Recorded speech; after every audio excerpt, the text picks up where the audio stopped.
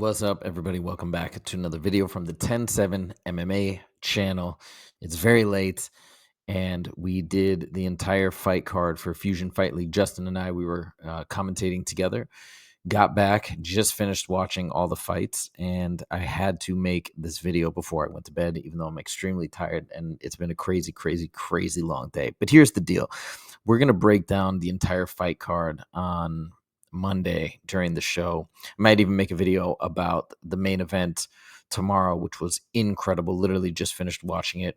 Volkanovski is such a G, such a legend. Just and what a story. And I think they said he's the first champ below 155, over 35 to win the title. And what a comeback story. Justin and I were talking about how incredible it would be, because I picked Volkanovski, but he was saying how incredible it would be for Volk to come back and get the win, given that he's already been at the top. He might not have the same motivation because he's already been there. Not as a negative thing, but just as a reality. I mean, Justin was speaking as a fighter from that perspective. So that was his thoughts. But the fact that Volkanovski did it, despite already being there, I feel that just speaks volumes about him, the way he took this camp. He took it so seriously, as we saw from everything. Anyways, I digress. We're going to talk about that either tomorrow in a separate video or definitely on the show on Monday. But the fight I wanted to focus on is Paddy versus Michael Chandler, the people's main event. This fight was insane for so many reasons. Starting with the fact that it was just a great fight, period, regardless of even the guys who were in it, if that makes sense.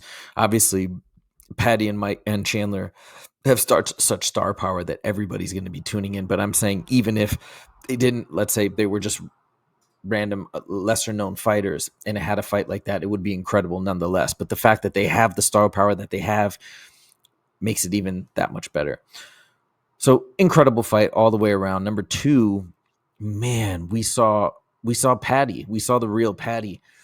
And if you take a moment to reflect on his entire journey, on coming in with a lot of hype, everybody loving him, then having that fight against Jared Gordon, everybody turning on him. I think the beef with Ariel didn't help as well.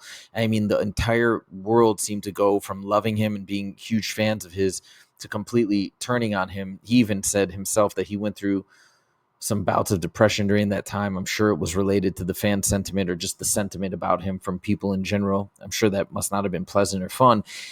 And then he comes around, beats Tony Ferguson, beats King Green, and barely got any credit for either of those victories. A lot of people were almost criticizing King Green's decision to shoot in and saying that he kind of gave a layup to Paddy, when in reality, the reason why he shot was because of a leg kick from Paddy. Coming full circle after all of this and now taking on Michael Chandler, number 7, who, maybe has had some losses lately, but nobody will deny it. And a lot of people were picking Chandler, but nobody will deny is an extremely dangerous and skilled fighter, and just annihilated him in so many ways. I actually got uncomfortable near the end of the fight because it felt like such a brutal beatdown. And I was getting worried because Chandler's face looked bad. It looked really bad.